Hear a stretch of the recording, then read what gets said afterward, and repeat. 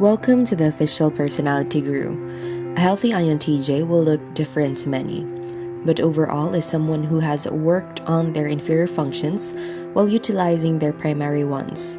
Healthy INTJs reflect on their strengths and weaknesses while analyzing what is that makes them happy.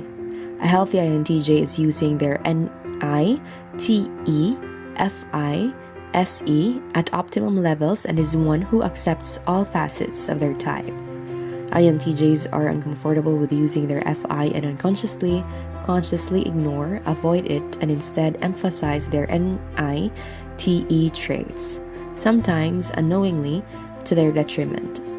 Today, let's talk about the healthy signs of an INTJ. Before we start, make sure to subscribe to the Official Personality Guru and ring the bell icon to get regular updates on our latest uploads. And if you like this video, click the thumbs up button and share it with your friends. Healthy INTJs are proud of themselves, more so based on their accomplishments rather than their pure sense of self-importance. They're highly motivated and driven to succeed and desire to have a healthy relationship with others, good at maintaining and building relationships. People with the INTJ personality type are serious, analytical, and perfectionistic. They look at a problem or idea from multiple perspectives and systematically analyze it with objective logic, discarding things that turn out to be problematic and evolving their understanding of something when new information turns out to be useful. There is no other personality type that does this as naturally as the INTJ. They are natural scientists and mathematicians. Once given an idea, they are driven to understand it as thoroughly as possible. They usually have very high standards for their understanding and accomplishments, and generally will only value and consider other individuals who have shown that they meet or surpass the INTJ's understanding of a given issue. INTJs value clarity and conciseness, and have little esteem for behaviors and attitudes that are purely social. Social niceties often seem unnecessary and perhaps even ungenuine to the INTJ, who is always seeking to improve their substantive understanding. INTJs highly value social interaction that is centered around the meaningful exchange of ideas, but they usually dismiss the importance of being friendly or likable in other social contexts, and they are likely to be uncomfortable with interactions that are primarily emotional rather than logical. INTJs value structure, order, knowledge, competence, and logic. Above all, they value their ideas and intuitions about the world. An INTJ's feeling of success depends primarily upon their level of understanding and accomplishment, but also depends upon the level of structure in their life and their ability to respect the intelligence and competence of those who share their life. How do you allow yourself to flourish your INTJ's strength? The INTJ's mind is naturally geared towards systematically analyzing information from many contextual perspectives and rejecting or retaining information as they become aware of its usefulness or validity.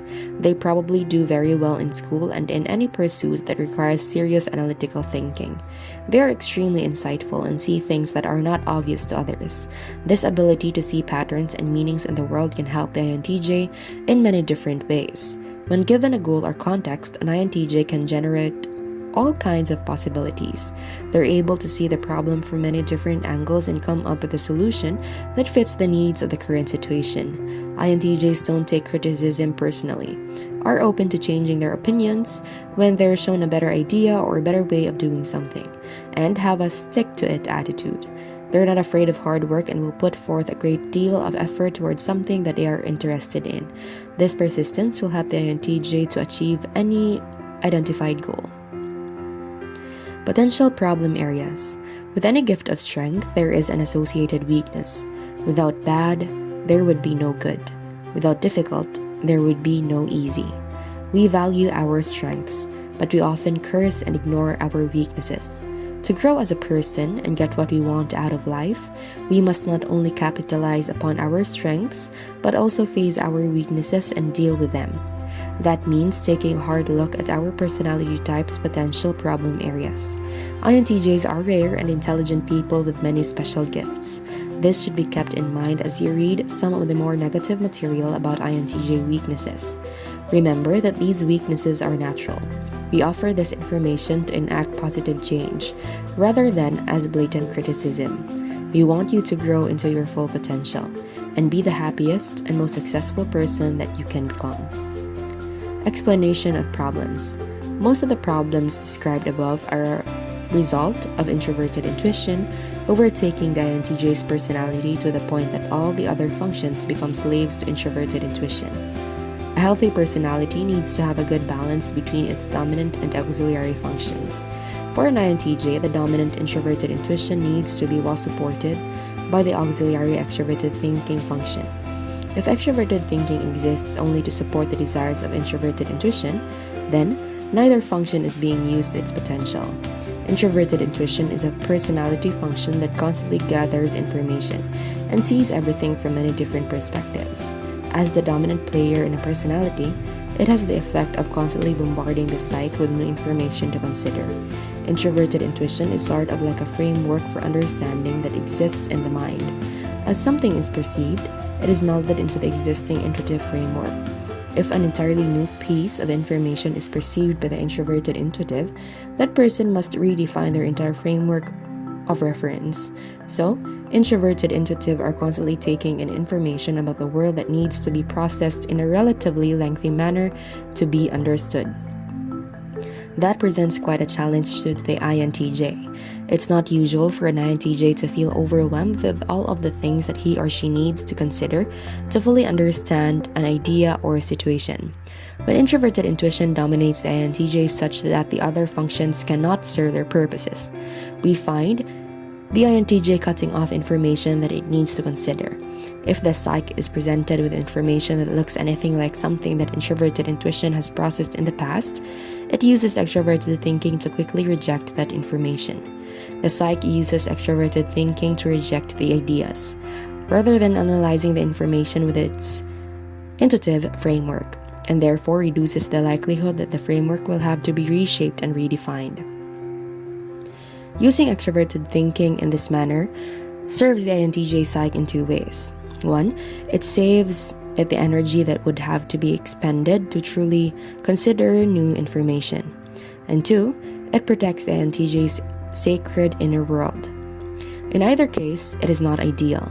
It causes the INTJ to not consider information that may be useful or critical in developing a real understanding of an issue. It also probably causes the INTJ to come off as too strongly opinionated or snobbish to others. And the better use of extroverted thinking for an INTJ would be to use it to assess the INTJ's rich insights and weigh them against the external world. When the INTJ personality uses extroverted thinking to cut off incoming information, rather than to judge internal intuitions, it is effectively cheating itself. It's like getting the answers to a test without having to understand the questions. It's easier to get the answer right away, rather than to have to figure everything out. For the INTJ who has a tremendous amount of information and studying that needs to be done, it is very tempting to take shortcuts. Most INTJs will do this to some extent. The real problems occur when an INTJ personality has become so imbalanced that its owner is extremely self-important and rarely considers anyone else's opinions or ideas. And how do you solve this problem? To grow as an individual, the INTJ needs to focus on applying their judgment to things only after they have gone through their intuition. In other words, the INTJ needs to consciously try not to use their judgment to dismiss ideas prematurely. Rather, they should use their judgment against their ideas. One cannot effectively judge something that one doesn't understand. The INTJ needs to take things entirely into their intuition to understand them. It may be necessary to give your intuition enough time to work through the new information so that it can rebuild its global framework of understanding. INTJs need to focus on using their judgment not to dismiss ideas, but rather to support their intuitive framework. An INTJ who is concerned with personal growth will pay close attention to the subject of their judgments and their motivation for making judgments. Are they judging something external to themselves, or are they judging something that they have sifted through their intuition? Is the motivation for judging something to be able to understand its usefulness in the world, or to dismiss it? Too often, an INTJ will judge something without properly understanding it and dismiss it. Seek first to understand, then to judge. How about you as an INTJ or any other personality type? What do you think are your healthy signs? Be sure to watch until the end and share your experience for a chance to have your comment pinned. To summarize this all, for an INTJ to be living happily in our world, they need to. Some INTJs have difficulty fitting into our society. Their problems are generally associated with not knowing or caring how they come across to others, having unreasonable expectations for others' behaviors, and not putting forth the effort to meet others' emotional needs. These issues stem primarily from the common INTJ habit of using extroverted thinking to find fault externally, rather than internally, and therefore diminish the importance of the external world and increase the importance of the INTJ's internal world. INTJs who recognize that their knowledge and understanding, and therefore general happiness and feeling of success, can be enriched by the synergy of other people's knowledge and understanding, will find that they can be committed to their rich internal worlds and still have satisfying relationships with others. Before we continue, if you enjoyed this video, make sure to give us a like and share it with your friends. Subscribe to the Official Personality Guru for more amazing videos. Don't forget to ring the bell icon to stay updated with our content. To accomplish this, the INTJ needs to recognize the importance of extroversion and develop their highest extroverted function, extroverted thinking. An INTJ who uses extroverted thinking to find fault externally rather than internally may become so strongly opinionated that they form rigid and unreasonable expectations for others. Their hyper-vigilant judgments about the rationality and competence of others may be a very effective way of keeping themselves at an emotional distance from others. This will preserve the sanctity of the INTJ's inner world of ideas, but will reduce a lot of valuable input, arrest the development of their social character, and stagnate the development of the INTJ's rich structural framework of understanding. In extreme cases, the INTJ may find himself or herself quite alone and lonely. More commonly, an INTJ's interpersonal problems will occur when they express their displeasure to those close to them in very biting and hurtful terms. Everyone needs emotional distance at one time or another, and the INTJ wants more than most types. Perhaps this is why INTJs are famous for their biting sarcasm. An INTJ's internal world is extremely important to them. They may be protecting their internal world by using sarcasm to keep others at an emotional distance, or they may be sarcastic with others because they believe that they have the more evolved and logical understanding of the issue at hand, and seek to cut off the spurious input that they are receiving. This is an important distinction to recognize. An INTJ who is seeking an emotional respite can find ways to be alone that don't require injuring feelings and damaging relationships. When distance is required, the INTJ should just leave.